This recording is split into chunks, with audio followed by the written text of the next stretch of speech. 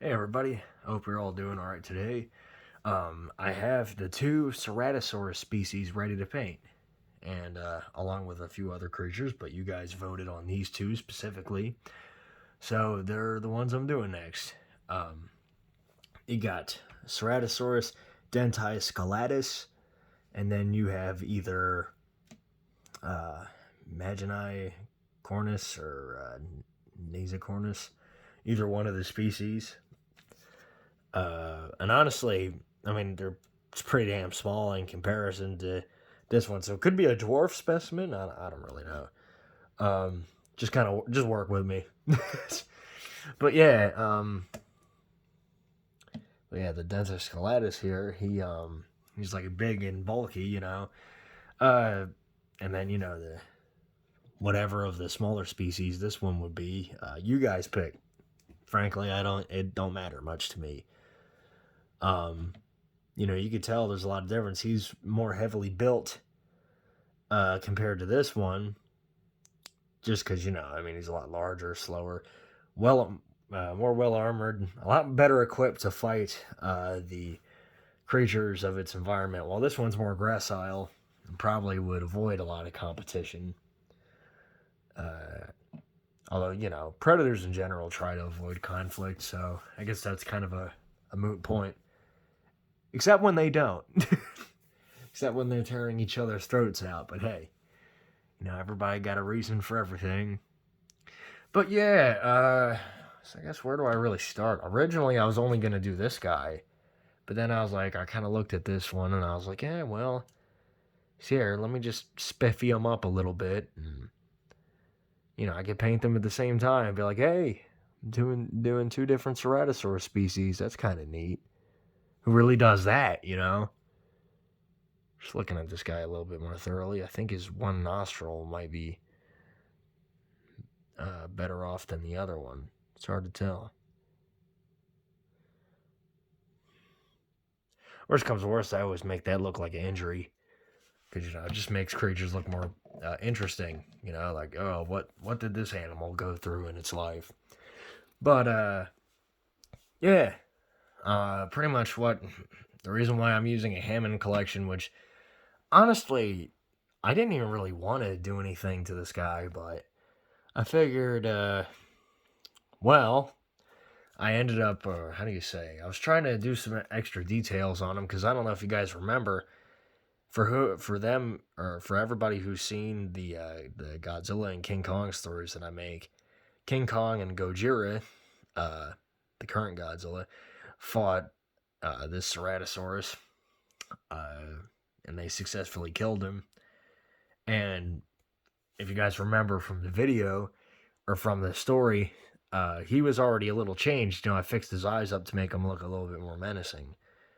And what I was trying to do was I was trying to fix him up just a little bit more, and I accidentally put too much paint on him. And at the time, I couldn't think of any way to get it out. And I was like, okay, I might as well just give him a complete do-over and turn him into my own iteration, iteration of Ceratosaurus, and that's pretty much what I did.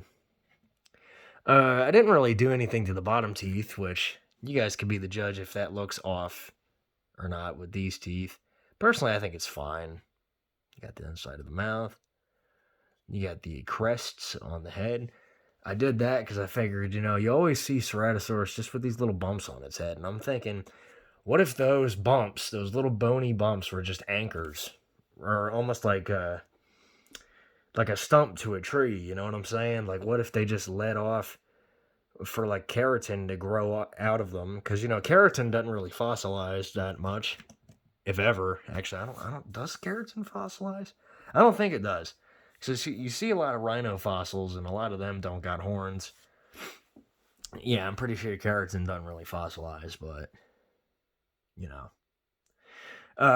so you never know. I mean, hell, they could have had some crazy-ass structure growing out of the little stump. Who knows? And then, I got the little back of the neck projections. I don't really know what these are supposed to be, but quills are just for display.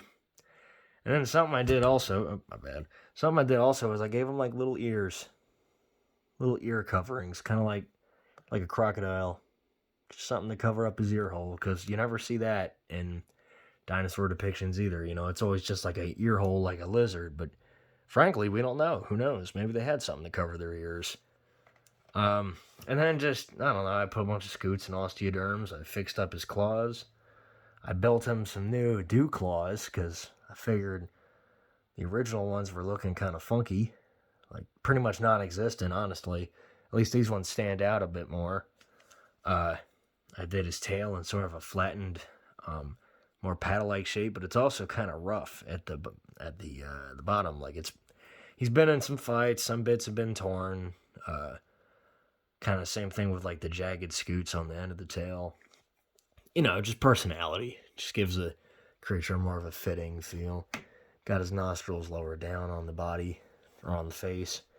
I have no clue if these beads are going to be painted or paintable, but the reason why I even did that to begin with was just to make him look more fleshed out instead of just being like a skeleton.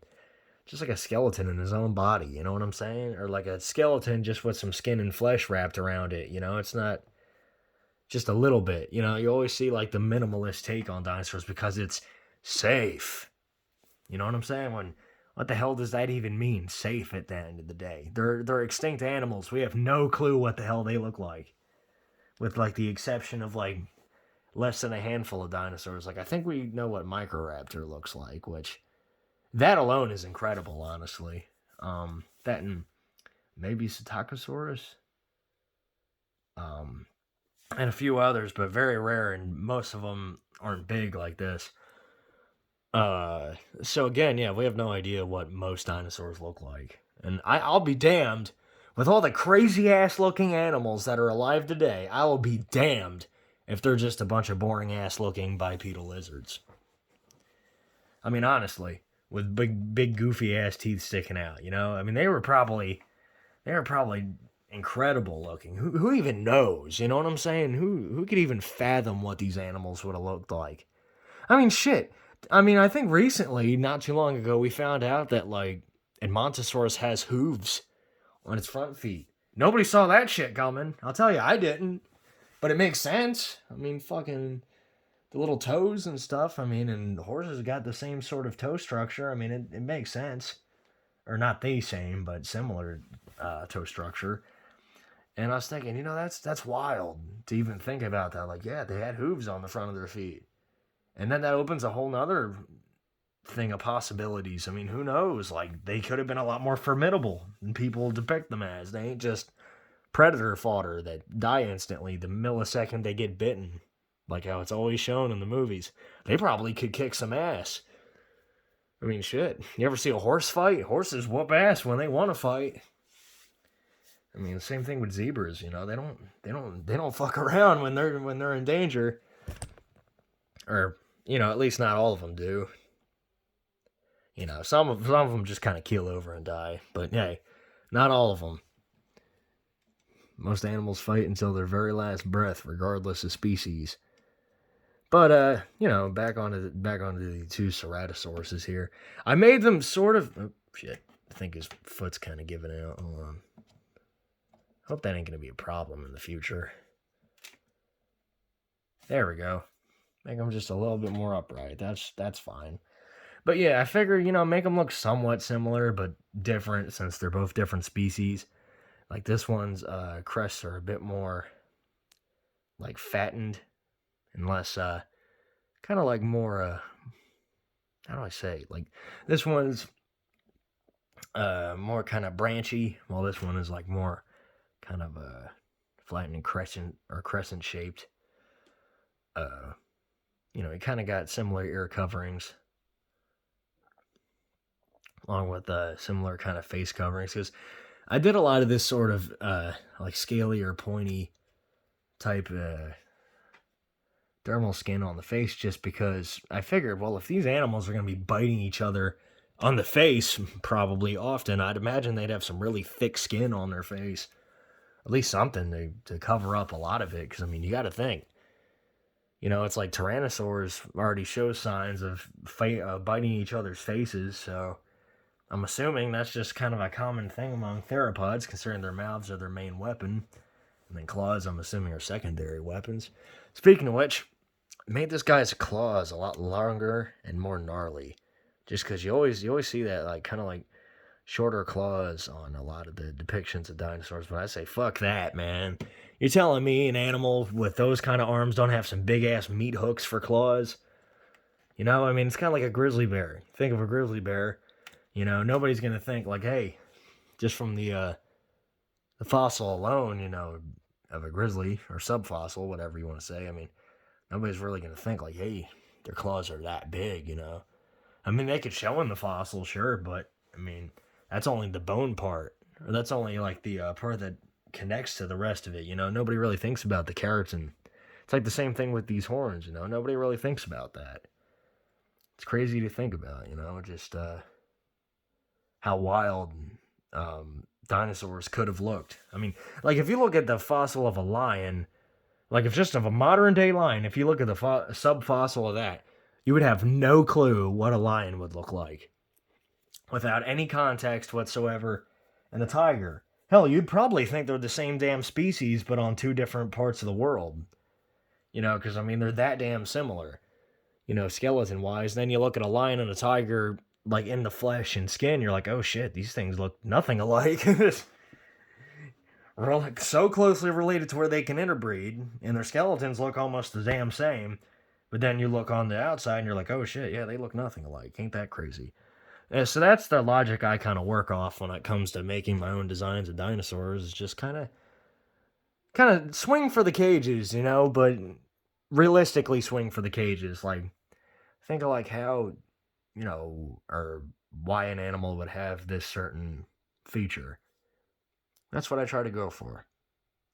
But anyways, this video is pretty long for a ready to paint video, so I'm probably gonna end it off here. One last thing I wanted to show you I'm finally experimenting with sculpting stuff out of the expanding foam, and I got the body for a Erops figure. Now, I'm probably not going to be doing a whole lot with this right now since I got too many creatures to already do off the bat, but I just thought, you know, hey, why not? Because then from this point, I could just put like little sticks or something in here and then build off them to make the legs and build off the rest of this here to make it look like a full body Erops. But either way, yeah, figured I'd show you guys, you know. Figure out, I'll show you folks like, the fact that I got this done. You know, and now it's ready to paint. So anyways, I hope all of you have a good day, and I'll see yous.